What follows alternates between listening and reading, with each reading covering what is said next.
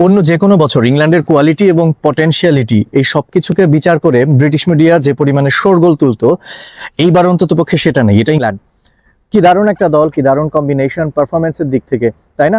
2-2 গোলের প্রথমার্ধের সমতা, এরপরে সেকেন্ড হাফে তারা দেখিয়ে দিল যে কি ক্লাস, কি কোয়ালিটি, কাদেরকে তারা রেখে এসেছে। হ্যারি ম্যাগুয়ার, কোল পার্মার, এই ধরনের প্লেয়ারকে রেখে যারা ওয়ার্ল্ড কাপে আসা, ট্রেন্ট আলেকজান্ডার আর্নল্ড রিয়াল মাদ্রিদের, যারা লাক্সারি দেখাতে পারে ওয়ার্ল্ড কাপে আসার, তাদের স্কোয়াডে কতটুকু ডেপথ থাকলে তারা এই পারফরমেন্স করতে পারে, তা নিয়ে আমাদের আজকের আলোচনা। একটু দেখি যে ইংল্যান্ড কোথায় ক্রোয়েশিয়াকে আজকে একেবারে রীতিমতো আউটপ্লেড করে দিয়েছে।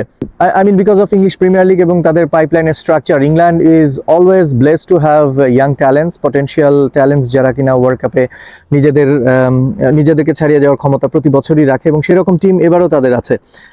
স্পেশালি ক্রোয়েশিয়া, তারা কিন্তু 2018 এবং 2023-এ তাদের সেটেল টিমটা ছিল, সেই জায়গা থেকে তাদের রিকভারি কিন্তু খুব একটা ভালো যে হয়েছে সেটা বলা যাবে না। স্পেশালি ডেয়ান লভরেনের রিটায়ারমেন্টের পর তারা সেন্টার ব্যাক পজিশনে এখনো কিন্তু সেরকম নির্ভরতার কাউকে পায়নি।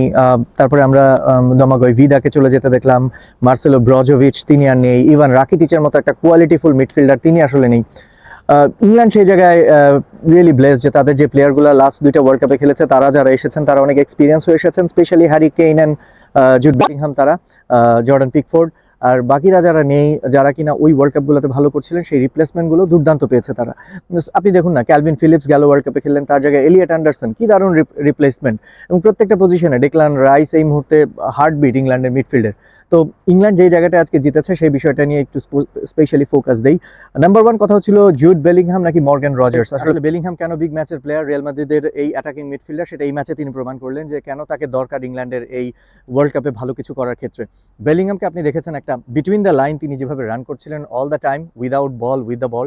আমরা দেখেছি সবসময় মিডফিল্ড থেকে ডিফেন্সিভ জোনের যে লাইনগুলো, সেগুলো তিনি কিভাবে ঠিক ব্রেক করছিলেন, এবং নিজে থেকেই প্রতিবার ইংল্যান্ডের যে অ্যাটাকিং ট্রানজিশনগুলো ছিল সেগুলোতে তার মুভমেন্টগুলো আপনারা যদি স্পেশালি খেয়াল করে দেখে থাকেন, তিনি কিন্তু খুব চমৎকারভাবে এই কাজটা করার কারণে এই পিভট রোলে যারা ছিলেন ক্রোয়েশিয়ার, স্পেশালি মাতেও কোভাচিচ তো চেঞ্জে নেমেছেন, লুকা মডরিচ এবং মার্কো পাশালিচ এই দুজনও কিন্তু পেছনে ট্র্যাক ব্যাক করছিলেন, অর্থাৎ সেই ওভারলোড করে ফেলার ক্ষেত্রে ইংল্যান্ডের যে এলিয়ট অ্যান্ডারসন, ডেকলান রাইস, যারা কিনা ইংল্যান্ডের পিভট ডিফেন্সিভ মিডফিল্ডার, তারাও কিন্তু অলমোস্ট অ্যাটাকিং থার্ডে ওয়েট করছিলেন সেই জায়গায়, এত বেশি ক্রাউডেড হচ্ছিল।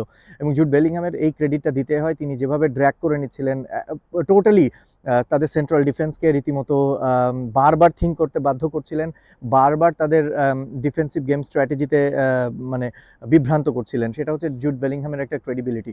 হ্যারি কেইন হচ্ছেন এই টিমের হচ্ছে মেইন ড্রাইভিং ফোর্স, ইংল্যান্ডের অ্যাটাকিংয়ের মেইন স্টিয়ারিংটা হোল্ড করেন হ্যারি কেইন।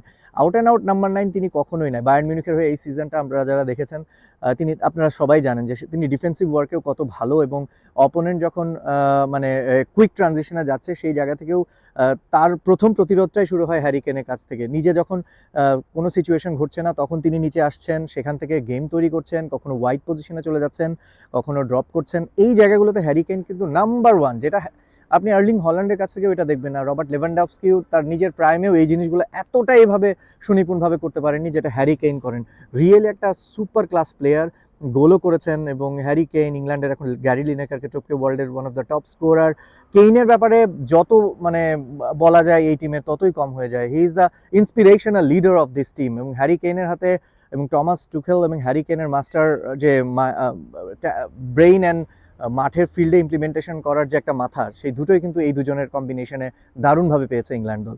ক্রোয়েশিয়ার ডাবল পিভট তারা কিন্তু কোনোভাবেই ম্যাচ করতে পারছিল না ইংল্যান্ডের যে এই অ্যাটাকিং থ্রেড সেটির সামনে। অর্থাৎ ইংল্যান্ড এত বেশি রোটেশনাল চেঞ্জ করেছে, সেখানে আপনি এলিয়ট অ্যান্ডারসন, ডেকলান রাইসকে এত বেশি দেখেছেন ক্রোয়েশিয়ান ডিফেন্সিভ লাইনের আশপাশে ঘোরাঘুরি করতে, সেখানে মনেই হবে যে হয়তোবা 2 1 3 জন ফ্রি ম্যান কোত্থেকে দেখছি এটা। এই ফ্রি ম্যানগুলো যে দেখা গেছে সেটাই হচ্ছে যে মানে যেহেতু ক্রোয়েশিয়া একদম লো ব্লকে ওইভাবে আটোসাটো রক্ষণ করে খেলছিল না, সুতরাং সেই জায়গায় ক্রোয়েশিয়াও তো আক্রমণ পাল্টা আক্রমণ, অ্যাটাক কাউন্টার, সেভাবেই তো যেহেতু ম্যাচটা চলছিল ফার্স্ট হাফে যেহেতু 2-2, সো এই যে থ্রেডটা ইংল্যান্ড সেকেন্ড হাফে অতিরিক্ত প্রয়োগ করেছে, ইভেন মাতেও কোভাচিচকে নামানোর পর মডরিচকে তুলে এবং শেষ পর্যন্ত মার্কো পাশালিচকেও তুলে ফেলা হলো। এই জায়গাটা চেঞ্জের পরও কিন্তু সেটা কোনো চেঞ্জ হয়নি, অর্থাৎ ইংল্যান্ড এসে কিন্তু সেই জায়গায় রোটেশনটা এমনভাবে করেছে, এবং এইটার কারণে তাদের কিন্তু মনে হচ্ছিল যে তারা ওভার ক্রাউডেড করে ফেলেছে ক্রোয়েশিয়ান যে ব্যাক লাইন বা ডিফেন্সিভ যে জোনটা সেই জায়গাটাকে। সুতরাং ইংল্যান্ড সেটা দারুণভাবে এক্সপ্লয়েট করেছে। তো এই ম্যাচে ইংল্যান্ড কনসিস্টেন্টলি রাইট সাইড দিয়ে অ্যাটাক করে যাচ্ছিল, নোয়িং দ্যাট ক্রোয়েশিয়ার রাইট সাইডটা একটু দুর্বল।